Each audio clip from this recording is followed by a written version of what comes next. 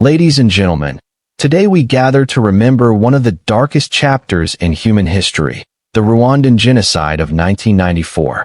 Over 100 days, nearly 800,000 Tutsi men, women, and children were brutally murdered by extremist Hutu forces. This was not a spontaneous outbreak of violence, but a calculated and systematic extermination. To understand the Rwandan genocide, we must first examine the deep-rooted ethnic tensions between the Hutu and Tutsi populations, divisions that were not always as rigid as they became in the 20th century. Before colonial rule, Hutus and Tutsis lived together, intermarried, and shared the same language, religion, and culture. Social mobility was possible, and identity was often fluid. However, European colonization, particularly under Belgian rule, exacerbated these differences, transforming them into rigid ethnic categories that fueled animosity and laid the groundwork for future violence. When Belgium took control of Rwanda from Germany after World War I, they institutionalized a racialized hierarchy. The Belgians considered the Tutsi minority to be racially superior, claiming they were more European-like in their features and intelligence.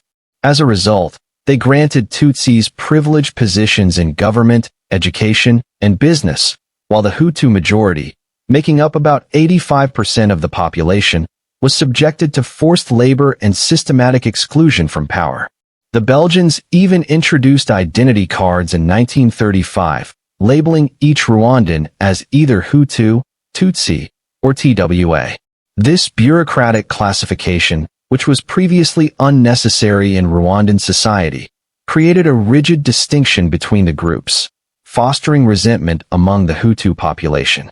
Over time, the Hutus began to see the Tutsis as an oppressive ruling class, while the Tutsis saw themselves as a privileged elite destined to rule.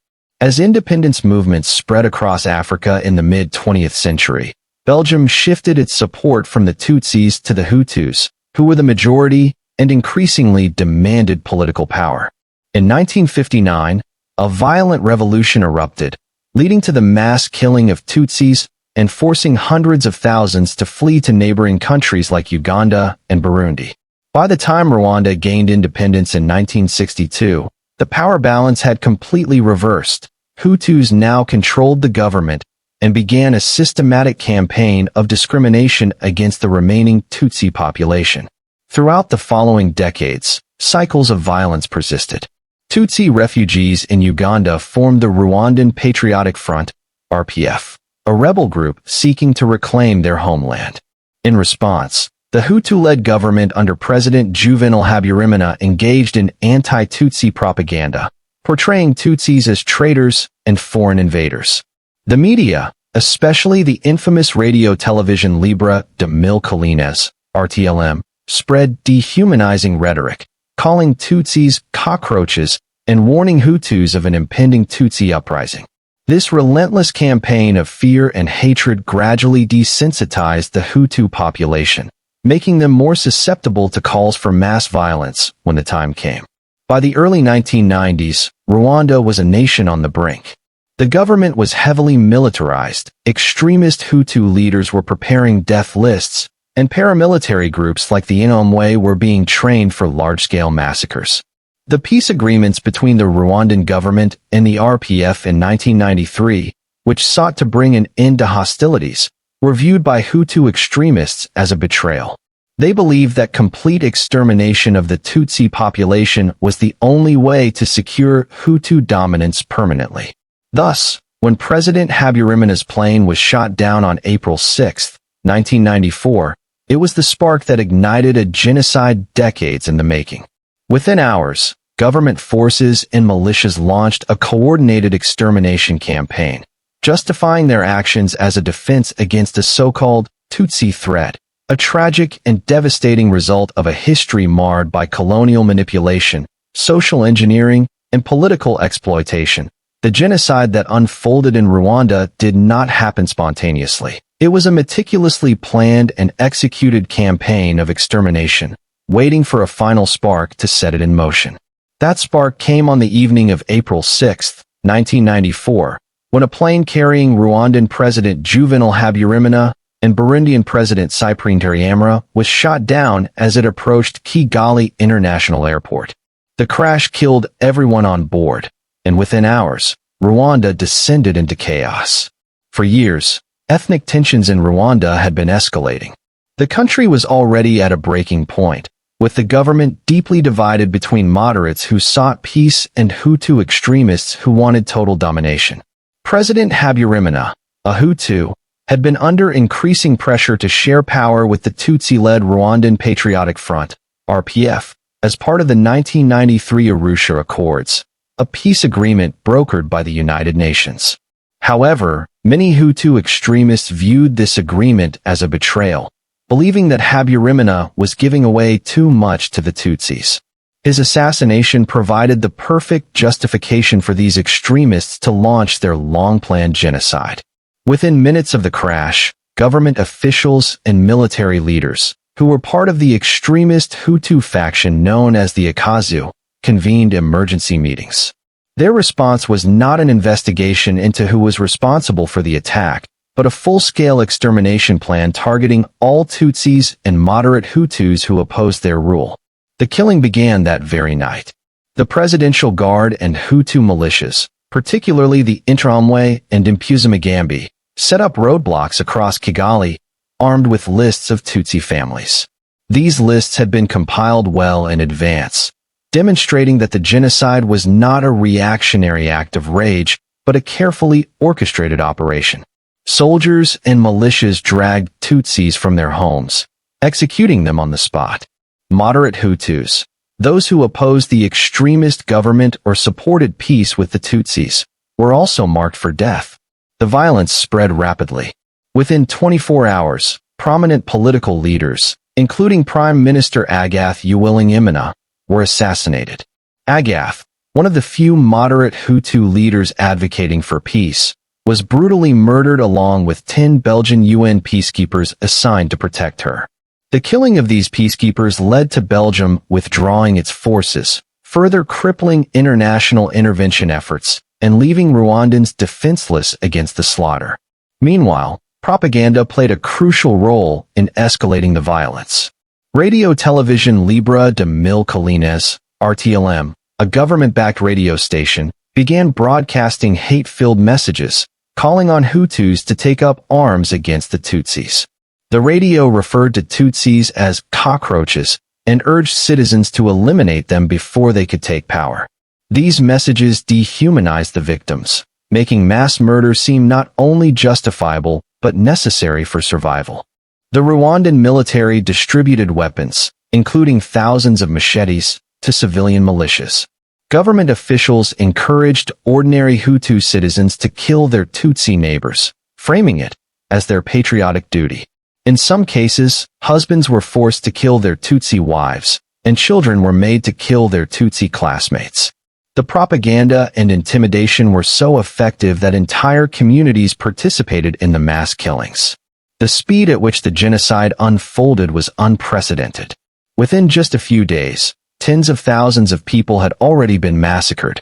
The international community was aware of the situation but remained passive, unwilling to intervene in what was being described as an internal conflict. Meanwhile, the United Nations, instead of reinforcing its peacekeeping mission, reduced its forces, effectively abandoning Rwanda to its fate. The downing of Habyarimana's plane remains one of the most controversial moments in Rwandan history. To this day, the exact perpetrators remain unknown. Some theories suggest that Hutu extremists themselves orchestrated the attack to justify the genocide. Others argue that the Rwandan Patriotic Front, RPF, led by Paul Kagame, was responsible, aiming to destabilize the government and accelerate their takeover. However, regardless of who fired the missile, the real crime was the calculated response. 100 days of relentless slaughter planned long before the president's death. The assassination of Juvenal Habyarimana did not cause the genocide, but it provided the extremists with the final excuse they needed to unleash the most horrifying mass murder of the late 20th century. What followed was a systematic attempt to wipe out an entire ethnic group, an atrocity fueled by hate, propaganda, and a world that chose to look the other way. The Rwandan genocide was not a random outbreak of violence. It was a carefully planned, highly coordinated extermination campaign that unfolded with terrifying efficiency. Over the course of 100 days, nearly 800,000 Tutsis, along with moderate Hutus who opposed the killings, were slaughtered in what became one of the fastest and most brutal genocides in human history. The killing began almost immediately after President Juvenal Habyarimana's plane was shot down on April 6, 1994. While the world debated who was responsible for the assassination, Hutu extremist leaders had already prepared for mass murder. Death lists had been drawn up weeks, even months in advance. The government and militias had been stockpiling weapons, and roadblocks were set up across the country overnight to prevent any Tutsis from escaping. The role of government and militias. The genocide was spearheaded by Rwanda's ruling Hutu extremist government. The Presidential Guard, the Rwandan Armed Forces, FAR, and the notorious Interahamwe and Impuzamugambi militias were the primary executioners. These groups were well organized and heavily armed. But what made the genocide even more horrifying was how the killers recruited ordinary civilians into their campaign. The government distributed hundreds of thousands of machetes, clubs, and firearms to civilians, urging them to kill their Tutsi neighbors. Propaganda, especially from Radio Television Libre de Mille Collines, RTLM, played a critical role in encouraging mass participation. The radio broadcast lists of Tutsis to be eliminated, directing mobs to specific homes and neighborhoods. It dehumanized Tutsis, referring to them as cockroaches, and warned Hutus that if they did not kill first, the Tutsis would rise up and slaughter them. The message was clear: genocide was not just permitted, it was a national duty. Horrific methods of killing. The methods of execution during the genocide were shockingly brutal.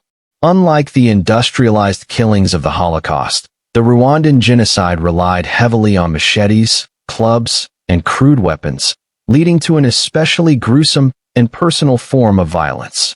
Victims were hacked to death, often in front of their families. Many were deliberately wounded and left to die in agony rather than being killed instantly. Pregnant women were ripped open with knives, their unborn children slaughtered before their eyes. Tutsi men were forced to kill their own wives and children before being executed themselves. Churches, schools, and hospitals, once considered places of refuge, became slaughterhouses. Thousands of Tutsis who sought shelter were betrayed and massacred in large-scale killings. One of the most infamous massacres occurred at Nairobi Church, where over 5,000 Tutsis were brutally slaughtered after being promised safety. Priests and nuns, instead of protecting their congregations, often handed them over to the killers. Rape as a weapon of genocide. Sexual violence was another devastating aspect of the genocide. The Interahamwe and government soldiers used rape as a weapon of war, systematically targeting Tutsi women to inflict humiliation, psychological terror, and long-term suffering. An estimated 250,000 to 500,000 women were raped during the genocide. Many women were intentionally infected with HIV/AIDS by soldiers and militiamen, ensuring they would suffer and die long after the genocide ended. Sexual slavery was rampant. Women were held captive by militia leaders and used as rewards for loyal killers. Survivors of sexual violence not only faced the trauma of their experiences, but also lifelong stigma, often being ostracized from their communities. Many gave birth to children of rape, who themselves became victims of discrimination and rejection. The betrayal by friends and neighbors. Perhaps one of the most heartbreaking aspects of the Rwandan genocide was how neighbors turned against each other. People who had lived side by side for generations, who had attended the same schools, married into each other's families, and shared meals together, suddenly became enemies. Hutu husbands murdered their Tutsi wives to prove their loyalty to the extremist government. Teachers slaughtered their own students based on ethnicity. Doctors killed their Tutsi patients instead of healing them. Survivors recount how trusted friends and even family members betrayed them, handing them over to the killers or even participating in their execution. This level of societal breakdown showed just how deeply the hate propaganda had infected the population. The killing was systematic and highly efficient. Despite the brutality, the genocide was not chaotic, it was meticulously organized. Unlike previous ethnic conflicts in Rwanda, where violence had been more sporadic, this genocide was a government-led, highly structured extermination campaign. The Interahamwe militias received direct orders from government officials on who to kill and where to attack. Death squads moved house to house, ensuring that no Tutsi was left alive. Identity cards made it easy to distinguish Tutsis from Hutus, meaning there was no chance of hiding. Every aspect of the genocide was designed for maximum efficiency. The level of organization was so extreme that in some towns, local officials held meetings to discuss how best to dispose of the bodies. Some bodies were dumped in rivers and lakes, a symbolic act meant to send the Tutsis back to Ethiopia, as propaganda had claimed they were foreign invaders. International abandonment. As the killings escalated, the world watched and did nothing. The United Nations, which had peacekeepers in Rwanda, refused to intervene. When 10 Belgian peacekeepers were killed in the early days of the genocide, Belgium withdrew its forces, further crippling any chance of stopping the slaughter. The United States and other Western nations deliberately avoided using the word genocide to escape their legal obligation to intervene. The UN Security Council debated the crisis but reduced its forces instead of reinforcing them. Even humanitarian organizations struggled to operate, as the killers targeted aid workers and journalists who tried to expose the horror. While Rwandans were being massacred by the thousands every day, the world's most powerful nations chose inaction over responsibility. A genocide fueled by hate and fear. By the time the genocide ended in July 1994, nearly 800,000 people lay dead. The killing was not just about politics. It was a deeply ingrained campaign of hate, fueled by decades of resentment and propaganda. Hutu extremists had convinced an entire population that their only path to survival was through the complete annihilation of the Tutsi people. The genocide's brutality was beyond comprehension, and yet, it was carried out not by monsters, but by ordinary people who had been manipulated into believing that mass murder was justified. The Rwandan genocide was not an unforeseen tragedy. It was a meticulously planned extermination that unfolded in full view of the international community. The world had the power to stop the killings, yet for 100 days, global leaders chose silence, inaction, and political indifference. The failure of the international community to intervene remains one of the greatest moral failures of modern history. Early warnings were ignored. The genocide did not erupt without warning. For years, ethnic violence and political instability had been escalating in Rwanda. Reports from human rights organizations, diplomats, and journalists had warned of the growing threat of mass violence against the Tutsi minority.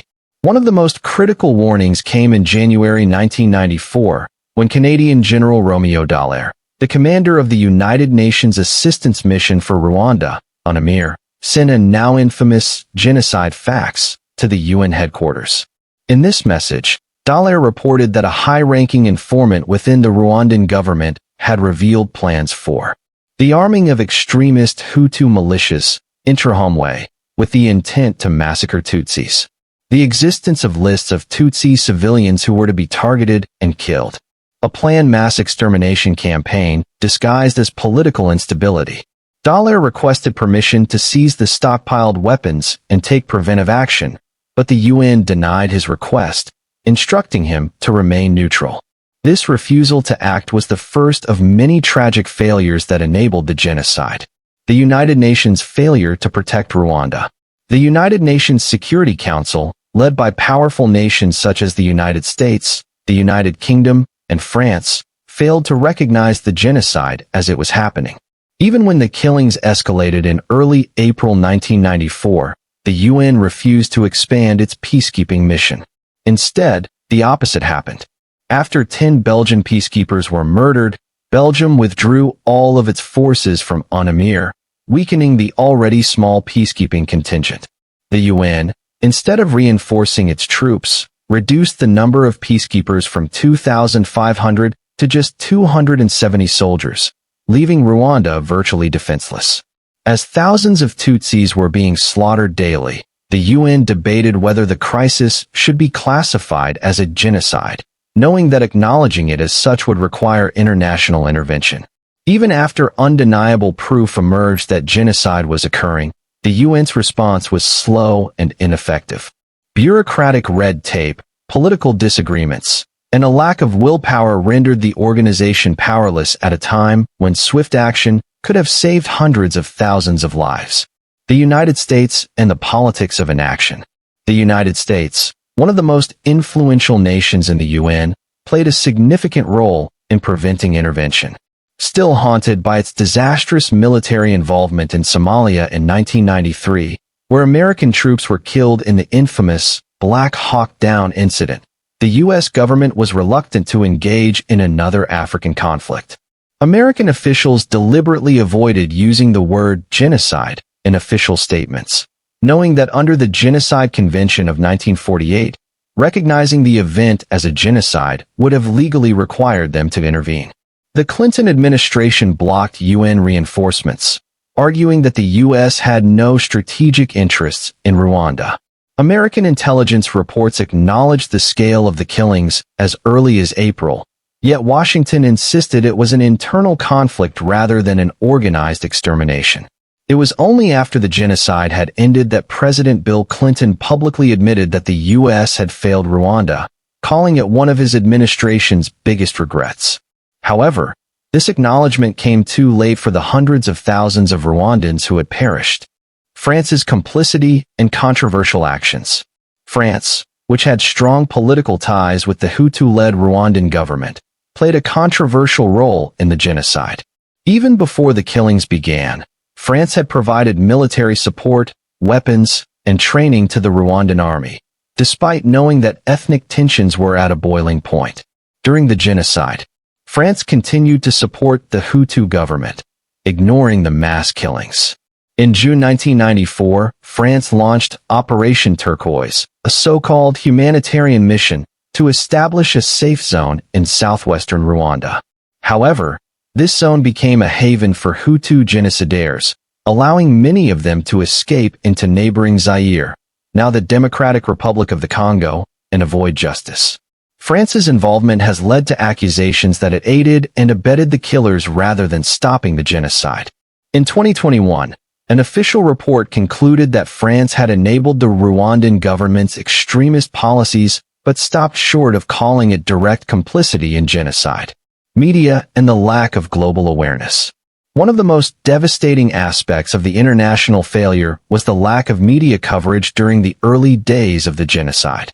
Unlike other global crises that received widespread attention, Rwanda's massacre was largely ignored by Western media.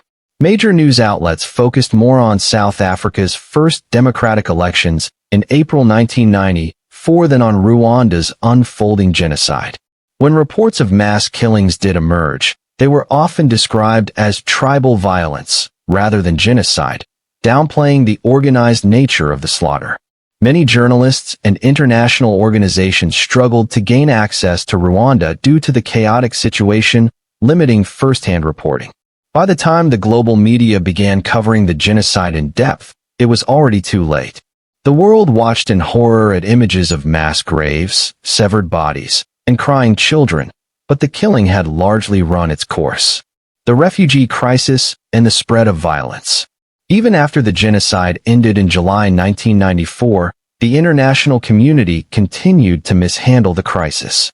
Over 2 million Hutus, including many genocidaires, fled to neighboring countries such as Zaire, now the Democratic Republic of the Congo, leading to one of the largest refugee crises in history. Many of these refugee camps were controlled by former genocidaires, who reorganized and continued their campaign of violence against Tutsi survivors. The failure to separate innocent refugees from war criminals contributed to further instability in Central Africa, fueling future conflicts, including the First and Second Congo Wars, which resulted in millions of additional deaths. Despite overwhelming evidence, many perpetrators escaped justice, some finding asylum in Western countries that had failed to stop them in the first place. The genocide's consequences rippled far beyond Rwanda's borders, and the international community's inability to properly manage the aftermath only prolonged the suffering of survivors and fueled future violence in the region. A lesson in global neglect. The international community's inaction during the Rwandan genocide remains a profound stain on modern history. It was a moment where political calculations, bureaucratic hesitations, and fear of military engagement were prioritized over human lives. Despite clear signs of an impending massacre, world leaders chose to look away, and nearly 800,000 innocent people paid the price. The Rwandan genocide was not just carried out with machetes and guns. It was fueled by words, misinformation, and relentless propaganda. Hate speech played a critical role in inciting, justifying, and coordinating mass killings. The extremist Hutu government and its allies used radio broadcasts, newspapers, and public speeches to spread fear, encourage violence, and dehumanize the Tutsi population. A pre-planned psychological assault. Long before the first machete was raised in April 1994, the seeds of genocide had been planted through years of propaganda. Hutu extremists had been laying the groundwork for mass violence by pushing an anti-Tutsi narrative designed to justify their extermination. The government and its supporters used propaganda to convince the Hutu majority that Tutsis were foreign invaders, not true Rwandans. Tutsis were plotting to reclaim power and enslave the Hutu population. The only way for Hutus to survive was to wipe out every Tutsi before they took control. This psychological warfare was so effective that by the time the genocide began, tens of thousands of ordinary Hutus, who had once lived peacefully with their Tutsi neighbors, were convinced that killing them was not only necessary, but a patriotic duty. Radio Television Libre de Mille Collines, RTLM, the voice of hate. Perhaps the most infamous instrument of propaganda during the genocide was Radio Television Libre de Mille Collines, RTLM, a government-backed radio station that became a powerful weapon in the mass indoctrination and mobilization of killers. RTLM began broadcasting in 1993, a year before the genocide, and was disguised as an entertainment and political station. However, its real purpose was far more sinister. As tensions escalated, RTLM's hosts, many of whom were influential figures in Rwandan politics, began openly spreading hateful messages and direct calls to violence. Tutsis were repeatedly referred to as cockroaches, inyenzi in Kinyarwanda, dehumanizing them and making their extermination seem acceptable. The station spread conspiracy theories, claiming that Tutsis were secretly planning a mass slaughter of Hutus. RTLM provided real-time guidance to the killers, broadcasting the names and locations of Tutsi families who had not yet been killed. The impact of RTLM was devastating. In many cases, Hutus who had initially been reluctant to participate in the killings were pressured or manipulated into doing so after hearing relentless propaganda. The broadcast created an atmosphere where murder was not only encouraged but expected. The role of newspapers and print media. Radio was not the only tool used to spread hate. Extremist newspapers such as Kangura played a crucial role in preparing the Hutu population for genocide. Kangura, which was closely aligned with the ruling government, published violent rhetoric, racist cartoons, and explicit calls for mass murder. One of Kangura's most infamous publications was the 10 Commandments of the Hutu, which laid out a framework for Hutu supremacy and openly called for the oppression and elimination of Tutsis. Among its commandments, Hutus must see Tutsis as their eternal enemies. Hutus should never marry, befriend, or trust a Tutsi. Hutus must remain united in their hatred and resistance against Tutsis. These kinds of publications served to normalize hatred, making genocide seem like a logical step rather than an unspeakable crime. The use of public speeches and rallies. Hate speech was not confined to radio and newspapers. Political leaders and military officials gave public speeches urging mass killings, often in front of large crowds. Extremist leaders, including members of the Akazu, openly called for Hutus to cleanse Rwanda of the Tutsi population. At political rallies, government officials handed out machetes and firearms, instructing civilians to use them against their Tutsi neighbors. The government organized training camps for militia groups like the Interahamwe, where recruits were taught that killing Tutsis was not just acceptable, but honorable. Religious and community leaders who opposed the killings were either silenced or forced to comply, further embedding propaganda into every aspect of Rwandan society. These speeches were often accompanied by chants, songs, and slogans reinforcing the idea that genocide was a necessary act of self-defense. The role of fear and psychological manipulation. Beyond spreading hate, propaganda was used to instill fear and create a sense of urgency among the Hutu population. The government claimed that if Hutus did not eliminate Tutsis first, they would become the victims themselves. This strategy turned former friends and neighbors against each other, as many Hutus feared that refusing to kill would result in their own execution. This fear-driven manipulation led to some of the most disturbing aspects of the genocide. Husbands were forced to kill their Tutsi wives to prove their loyalty to the Hutu cause. Hutu parents killed their own mixed ethnicity children, fearing they would grow up to side with the Tutsis. Communities turned on their own, with thousands of Hutus murdering colleagues, friends, and even childhood companions. Propaganda was so deeply ingrained that even after the genocide, some perpetrators continued to believe that they had done the right thing. International complicity in allowing propaganda to spread.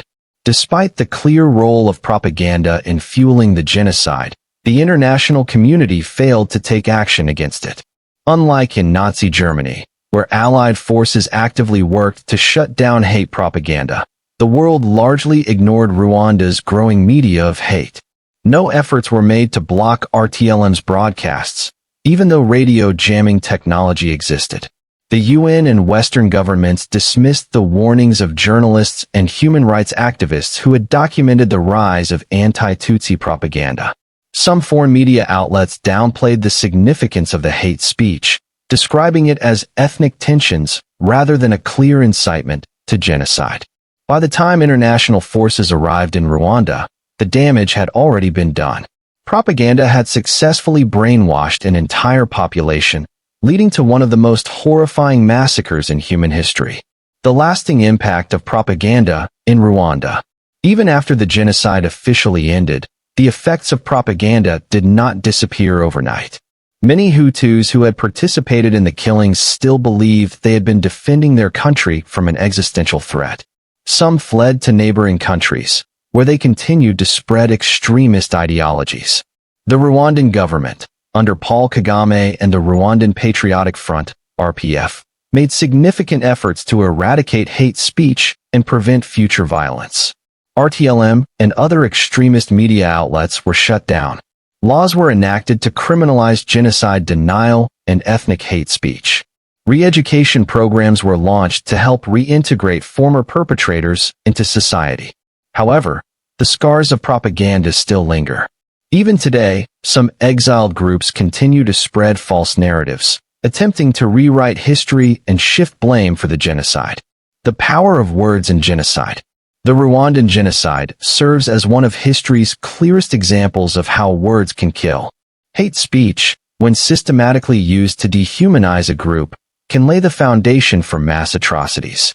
The lessons from Rwanda emphasize the importance of countering hate speech, promoting media accountability, and recognizing the dangers of unchecked propaganda before it turns deadly. The Rwandan genocide stands out in history not only for its scale, but for its sheer brutality. Over 800,000 people were slaughtered in just 100 days, making it one of the fastest and most efficient genocides ever recorded. What makes this tragedy even more horrifying is the method of execution. This was not a war fought with bombs and high-tech weapons. It was an intimate, face-to-face massacre. Neighbors killed neighbors, friends betrayed friends, and even family members were forced to murder their own loved ones under pressure. The killing was deliberate, systematic, and exceptionally cruel. Massacres in churches, schools, and hospitals. Traditionally, places like churches, schools, and hospitals serve as sanctuaries during times of crisis. But in Rwanda, they became slaughterhouses. Thousands of desperate Tutsis fled to these locations, believing they would find safety, only to be trapped and massacred in cold blood.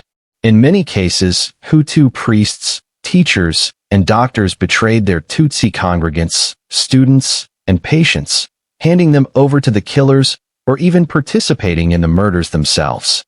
At the Nyamata and Ntarama churches, thousands of Tutsis were locked inside and grenades were thrown through the windows, killing most instantly.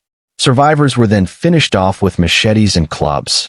Hospitals were invaded, and Tutsi patients who were too weak to run were slaughtered in their beds.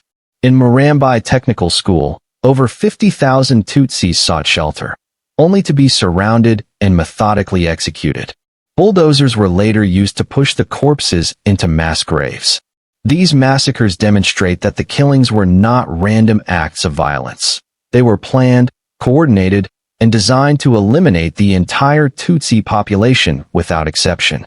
The weapons of genocide: machetes, clubs, and fire.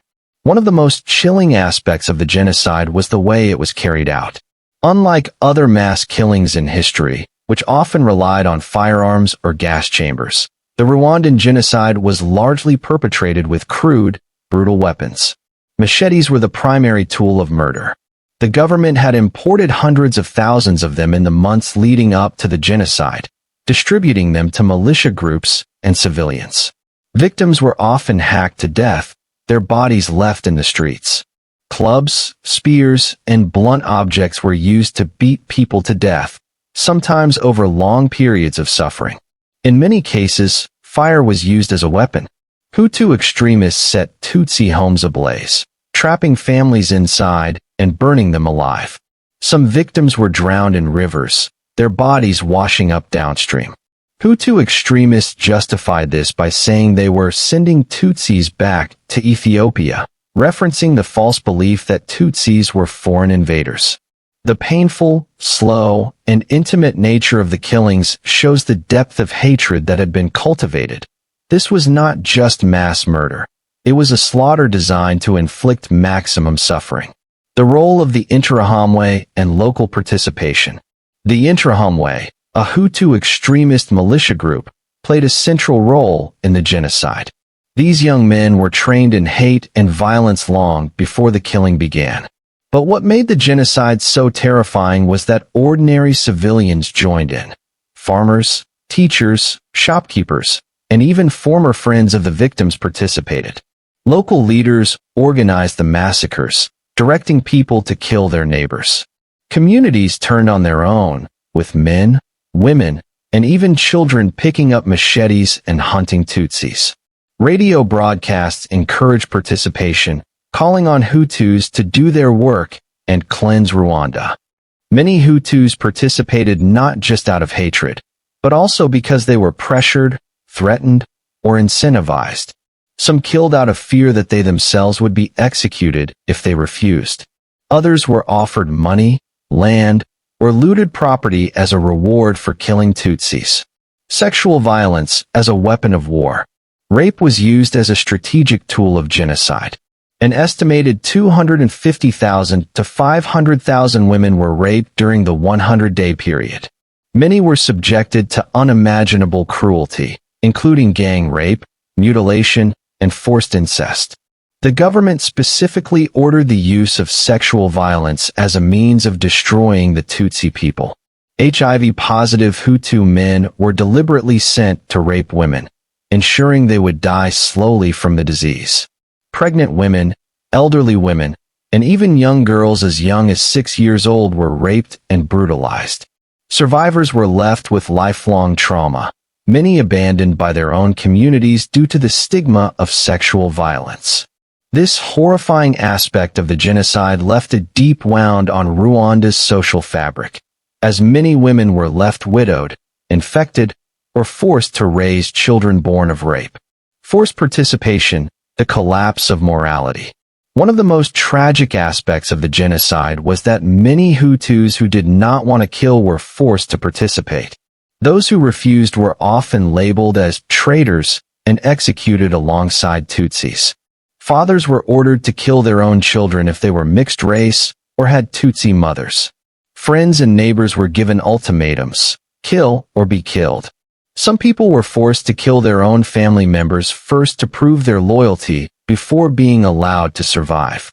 The breakdown of morality was so complete that many ordinary citizens turned into executioners. The government had successfully convinced them that murder was not just acceptable, but necessary for survival. The psychological and emotional terror. Beyond physical violence, the genocide was designed to inflict psychological torment. Many victims were not simply killed. They were tortured, humiliated, and made to suffer before death. People were forced to dig their own graves before being slaughtered. Some Tutsis were made to kill their own loved ones before being executed themselves. Women were publicly stripped, raped, and mutilated, their suffering turned into a spectacle.